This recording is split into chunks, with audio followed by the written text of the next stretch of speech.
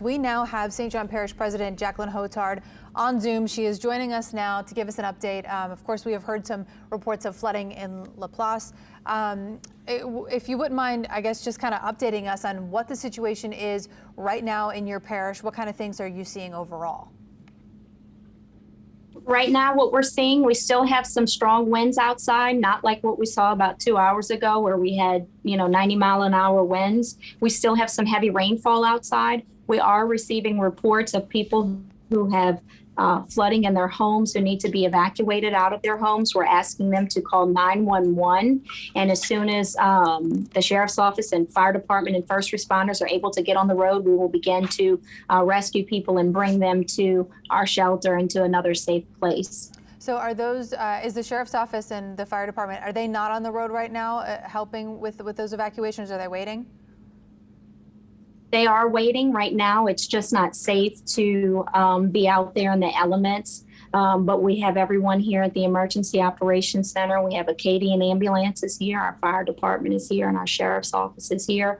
And many other rescue teams that we've put together are here to get out and assist residents. However, at this particular moment, we can't do that just yet because the conditions outside are still so bad to put people on the road. What kind of things? So we've been seeing a lot of really desperate pleas for help from the Laplace area. People posting their addresses on Twitter, begging for help. Places like people like the Cajun Navy and some other organizations like that saying that they're going to go out and help. What are you hearing from that area? We have heard a lot of flooding reports from there. We're hearing the same things, flooding reports, and it's sporadic a little bit in the Laplace area, that in some areas that typically do flood, we haven't received the calls. And then, of course, in some of the areas that we know typically flood when we have events like this, we have received those calls. So are there any particular areas? We've kind of heard off of Woodland Drive, Cambridge Drive, and Laplace. Those are, right, the low-lying areas. Once we get closer to I-10, those areas typically take in water because they're closer to the lake. Our drainage system is a gravity system. So, as the water comes back from the lake, those low-lying areas that you're getting the reports near Woodland Drive, that's the rear of Cambridge, rear of River Forest, those are the areas that we're receiving the calls from right now. Is the drainage system working as it should at this point?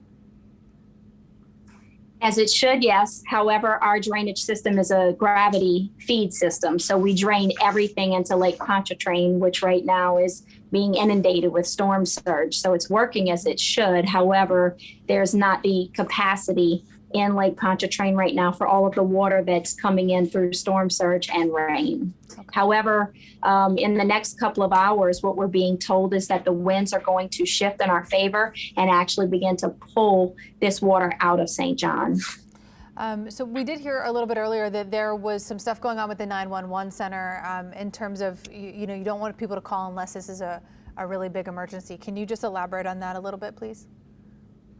If individuals need any type of emergency assistance, if they need to be evacuated, we're asking them to call 911. We have additional 911 operators here, and we have individuals answering the phone calls so that we can determine at that time if someone is injured in the home. Obviously, if we have a life or death situation, we are going to respond to a resident that needs life-saving measures. And so our 911 office here is fully staffed, and we have additional people answering those calls. So I would rather people just call us if they do have an emergency, they need to be evacuated.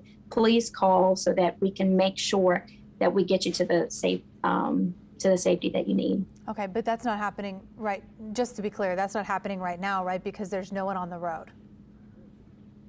Correct. Not happening at the moment. Correct. Okay. Is there a message to people? I mean, we've been seeing on Twitter people stuck in their attics begging for, to be picked up. It sounds pretty bad there. Is there a message to those people who are currently stuck? What I'd like to ask them to do is to remain calm.